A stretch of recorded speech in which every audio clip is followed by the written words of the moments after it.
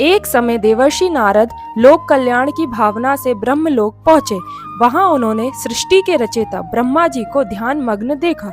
नारद जी ने विनम्र होकर प्रणाम किया और बोले, हे पितामह, आप समस्त लोकों के ज्ञाता हैं, कृपा करके मुझे बताइए कि गौ माता की महिमा क्या है, वे क्यों इतनी पूजनीय मानी गई हैं? ब्रह्मा जी मुस्कुराए और बोले, हे नारद, तुमने अत्यंत कल्याणकारी प्रश्न पूछा है।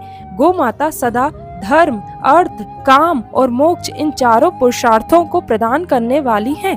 जो मनुष्य श्रद्धा से गौ माता की केवल एक बार प्रदक्षिणा करके उन्हें प्रणाम करता है, वह समस्त पापों से मुक्त होकर अक्षय स्वर्ग का सुख प्राप्त करता है। ब्रह्मा जी आगे बोले, हे नारद, जैसे देवताओं में बृहस्पति पूजनीय हैं, जैसे भगवान विष्णु समस्त जगत में वंदनीय हैं, उसी प्रकार गौ माता भी संसार में पूजनीय है।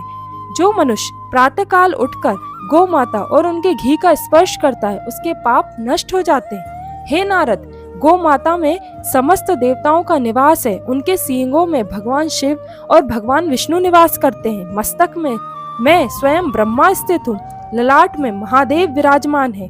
नेत्रों में सूर्य और चंद्रमा, जिह्वा में माता सरस्वती, गोबर में माता लक्ष्मी और गोमूत्र में माता पार्वती का वास है।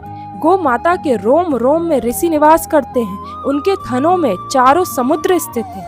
नारद जी आश्चर्यचकित होकर बोले, हे प्रभु, गौ माता तो वास्तव में समस्त देवताओं का स्वरूप है।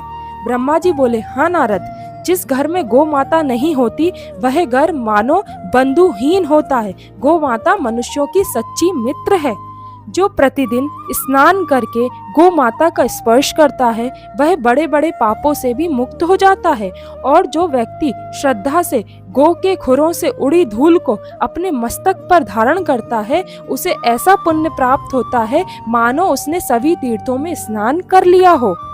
गौएं सदा मेरे आगे रहें, वे मेरे पीछे रहें, मेरे समस्त अंगों को गौओं का स्पर्श प्राप्त हो और मैं सदैव गौओं के बीच निवास करूं। जो मनुष्य इस भाव से प्रतिदिन प्रातः और सायंकाल स्मरण करता है, वह स्वर्ग लोक में पूजित होता है। इस प्रकार ब्रह्मा जी ने नारद जी को गौ माता की अनंत महिमा सुनाई। जो मनुष्य श्रद्धा से इस कथा को सुनता या सुनाता है, उसके जीवन में सुख, शांति और पुण्य की वृद्धि होती है।